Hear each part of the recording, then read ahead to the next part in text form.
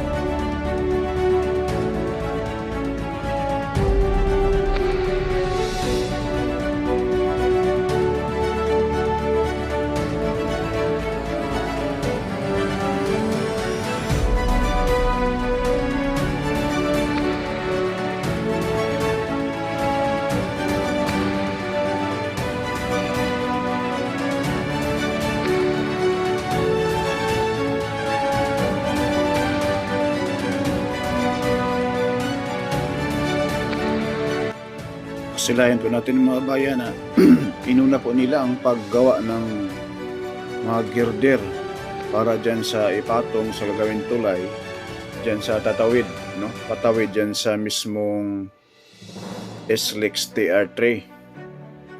Ayan po mga kabayan, mga dambuhalang girder po iyan mga kabayan. Yan po yung ipatong dyan sa gagawin tulay sa taas ng SLEX TR3 patawid.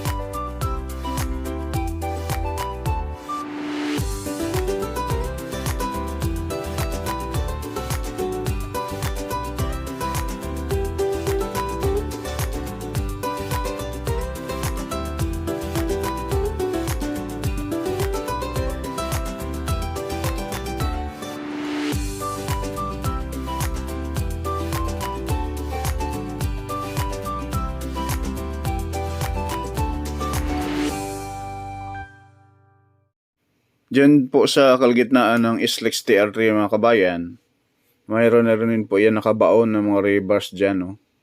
Kumbaga, bubuhusan na lang yung gitna. Pero hindi pa nila ginawa sa ngayon. Pero may mga rebars na po yan nakabaon na. Ayan po, yung pakanan, papuntang Maynila ho yan. Yung mga sasakyan na pakaliwa, paluwas ng Batangas City. Yan po yung circle dyan, trumpet design.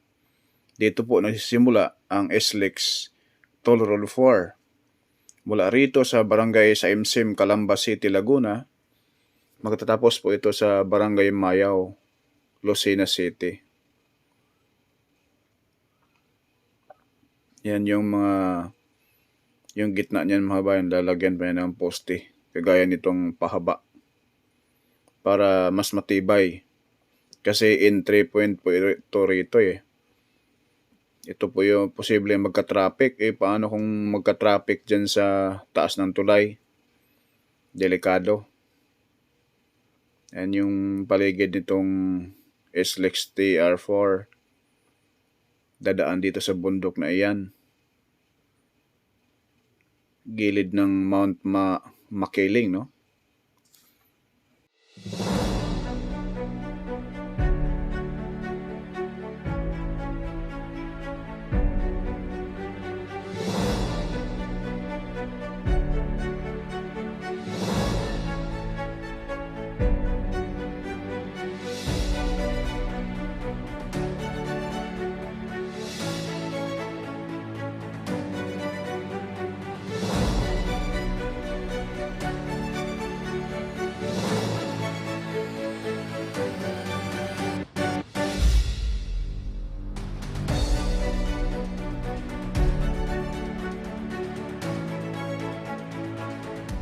Yung kaharap natin sa unahan mga bayan, yung sementado na yan, isang subdivision po yan.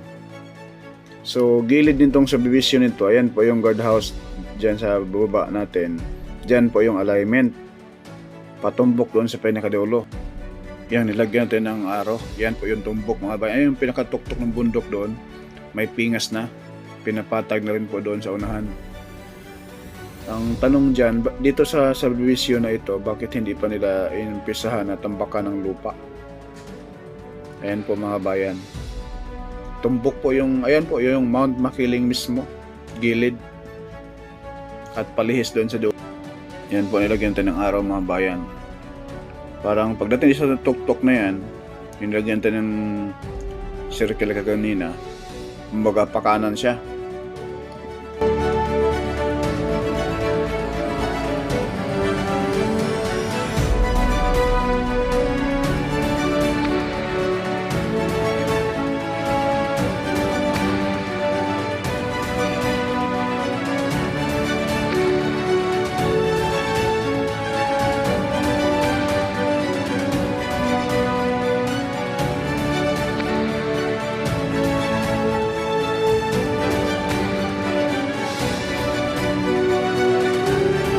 Yan yung nilagyan natin ng araw mga bayan. Yan na po yung bundok na yan. Napingas na. No? Kumbaga pagdating dyan, pakanan konti. Papatagin pa yan. Kumbaga bawasan yan dyan mga bayan pala. Hindi tatambakan rito. Kumbaga dito mag-start magbawas ng lupa. Kasi pagdating doon sa pinakatuktok bali nitong bundok, yung may usok konti. Kumbaga maglagay ng tulay doon, pakanan dito sa bundok sa gawing kanan po. Yan po yung alignment. Then, papunta na ng Barangay San Antonio. Maraming salamat po. Please like, share, subscribe po kay Porca Studio. Maraming salamat and God bless po sa ating mga bayan. Ingat po sa malakas na ulan.